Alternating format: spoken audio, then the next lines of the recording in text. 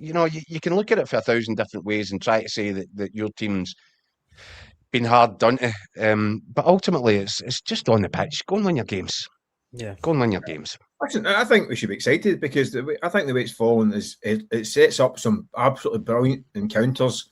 The Monday night Rangers have a game at Hearts is a bank holiday cracker. I know there's moans about that as well. Celtic will play the Sunday, but this is TV. They're picking these games as well, remember?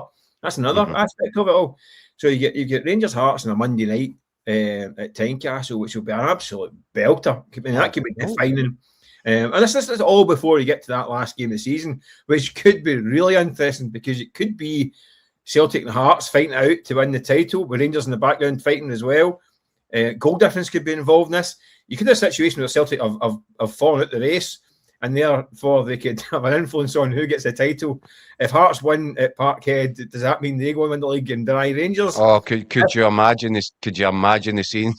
Could you imagine the arguments that we're going to have for the rest of the summer if this title's still alive in the final day, but Celtic can't win it, and it's a case of Celtic versus Hearts at Celtic Park, Rangers going to Falkirk, and Celtic play Rod Stewart in centre mid, and Martin O'Neill gets a game up front or something. Hoopy the Hound playing right back. The whole stadium decked out in maroon. Actually, I think it happened back in 1958-59, and Hearts went to Celtic Park needing a win. And if Rangers won, they would win the league. But if Rangers dropped points against Aberdeen and Hearts won, Hearts would win the league in goal difference. And Celtic lost to Hearts. But Rangers also lost, I think, as well. But it gave Rangers the title, basically. So basically, Celtic beat Hearts, Celtic beat Hearts in the last day, and it basically handed Rangers the title, in effect, because they had lost their game against Aberdeen. So Celtic beating Hearts in the final day, denied Hearts, and gave the title to Rangers. Can you see that happen this time? In the days of kind of social media, never up to date with the results and all that stuff? I don't know. But there's the flip side of the coin. Season for Celtic, wouldn't it? There's the flip side of the coin, though, for Hearts fans that feel as if they've got the kind of thin end of the stick going to Celtic Park in the final day. If Celtic are out of the equation at that point, that's the dream fixture. Could be the ideal fixture. Yeah. On the last day of the season. So look, we don't know yet because we don't know how it's all going to transpire. Who knows where this thing's going? But there's pluses and minuses all over it. I think from a Rangers perspective as well, they might look at it and think, so it's Hearts away followed by Celtic away. Yeah, it is. That's not ideal. But see, if you want to win a league, go and win those games, or don't lose them. Because I think if Rangers season now could come down to a 4-game season, Falkirk before the split, Motherwell, win those two, and then don't lose away to Hearts and Celtic. Rangers will probably win the league at that point. Yeah, if they can win the two games leading up to those two, avoid defeat in the two of them. I think by the time they get round to the Hibs coming to Ibrox for the midweek game, they might just be a point away by that point. Likewise, are Hibs going to be throwing a spoke in the wheels to go and hand? Well, exactly right, Nick. So I'm sitting in my tinfoil hat on tonight, so I can see. That's all I can see is just problems all over the place. Hibs could be in Magaluf mode by that point as well, and a chance to trip up the Hearts. Who knows? This is going to be good fun. I think it's exciting. I think all of it just looks to me like it's brilliant. By the way, never mind Magaluf mode. They might actually be in Magaluf and just give it a 3-0 reverse. Fail to fulfil the fixture. Can they put the game out there? We can all go. Listen, the way this season's going, you wouldn't relent out.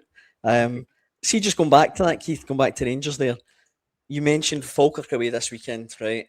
Then Motherwell at home.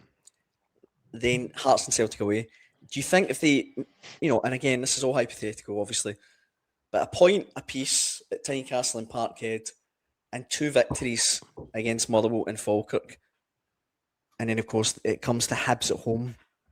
If they come through it like that, it's probably enough to give Rangers the title, do you think? Well, that's what I'm saying. I think if they take 6 points for the 2 games, Falkirk away, which is not going to be easy for Rangers, by the way, really and tough. Motherwell at home, which isn't going to be easy either. But win those two games and then avoid defeat against Hearts and Celtic away, and I think they'd be very, very close to finishing it off at home to Hibs that night. And the thing is, we haven't even talked about this really from a Hearts perspective.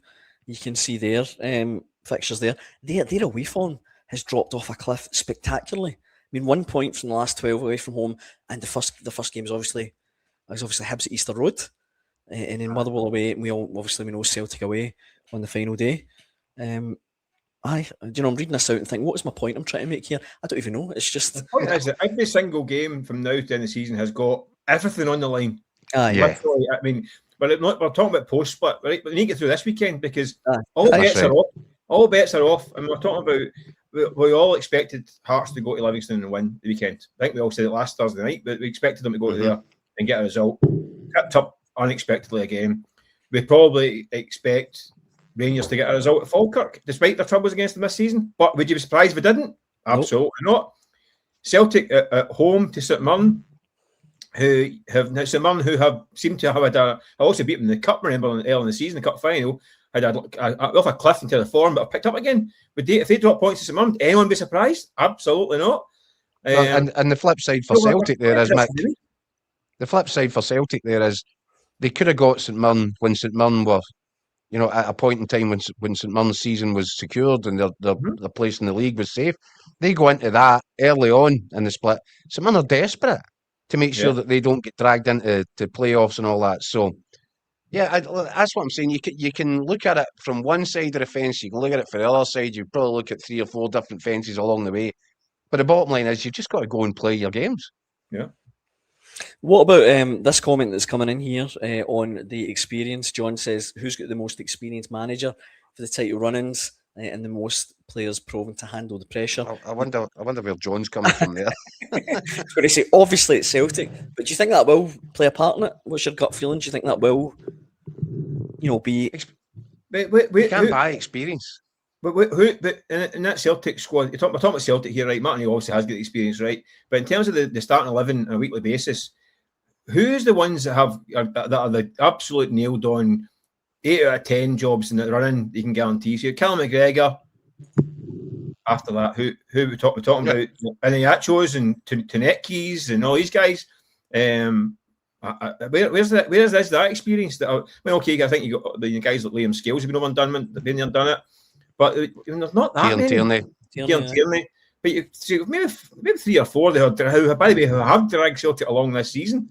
But it's not as if this is not the same Celtic team that has won the last 4 titles. It's far from it.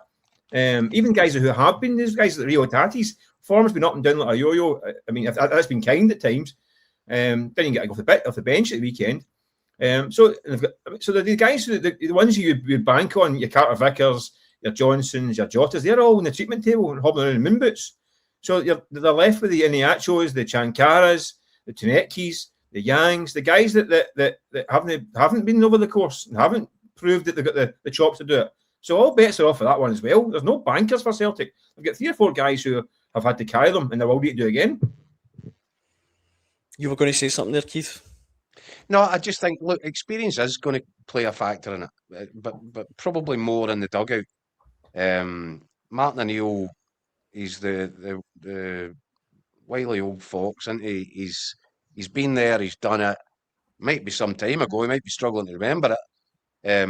But you can't buy the experience that he's got. I think that I'm going to say, I think that will influence the running. It's already influenced the season, hasn't it?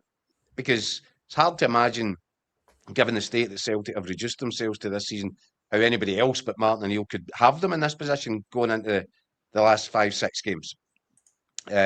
So there's no doubt that Martin O'Neill's experience and nous is going to play a big factor. That's Celtic's best chance.